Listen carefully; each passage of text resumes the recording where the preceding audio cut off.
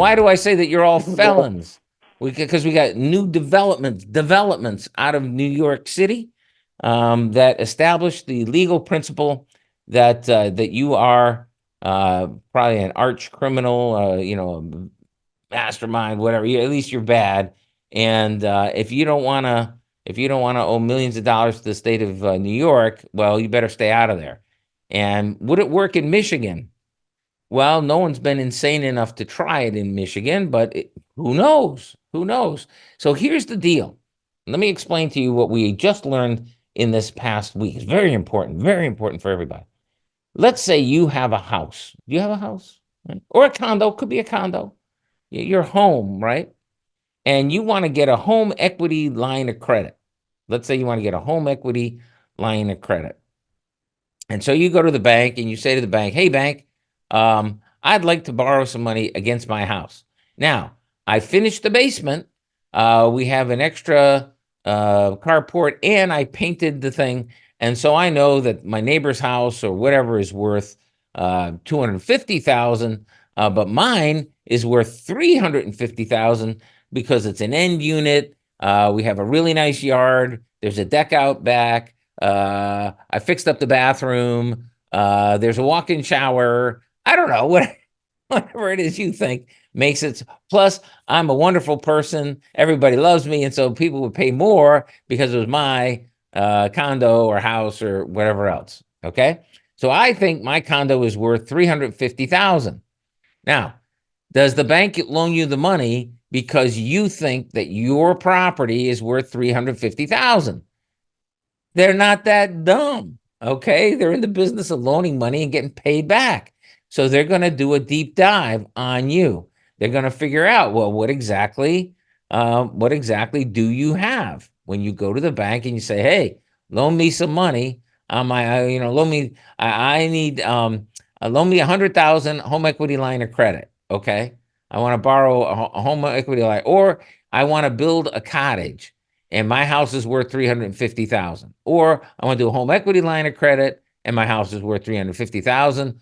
Or I just want a personal loan. And by the way, among my assets is my house, which I think is worth $350,000. That's what I put on the application. Okay. The bank does not take your word for this. The bank sends out an appraiser, and the appraiser says, I don't know where the hell these people are getting off. I think it's worth $250,000. That's what the appraiser says. And the bank says, you think your house is worth $350,000. Well, that's because you just love avocado appliances. You like that retro look there. And your chartreuse entryway. Yeah, I know you painted that and you finished off the rec room. Well, you should have included a sump pump because it's kind of musty down there. Whatever. We think it's worth $250,000. And you say, well, okay, fine. You're the bank. Whatever. I'll take the money. You tell me what the terms are. I'll pay it. Okay. Now, 10 years later, you've paid off the loan. All right. You've paid off the loan. Are you with me on this? You applied for the loan. You said your house was worth $350,000. The bank said it was worth $250,000. They loaned you the money, not based on the $350,000, but based on the $250,000. Based on the $250,000. That's what they loaned you the money on. Okay. They weren't fooled by your finished basement in the avocado appliances. All right. Because they're a bank. They know what the hell they're doing.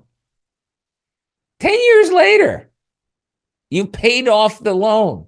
The bank is like, wow, you're a great credit risk. We love you. You paid all your payments right on time. Beautiful. Thank you. Would you like some more money? We're happy to loan you more money. That's no problem. And you say, nah, I don't need any money right now. That's okay. And then the state comes in and says, hey, look at this application here. Remember 10 years ago when you applied for this home equity line of credit and you said your house was worth $350,000? You say, yeah. You're a liar.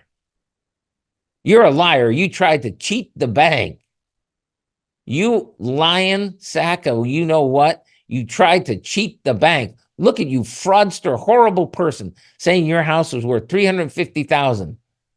God damn you to, it's like that thing from the Planet of the Apes. God damn you to hell. Right? It's like that.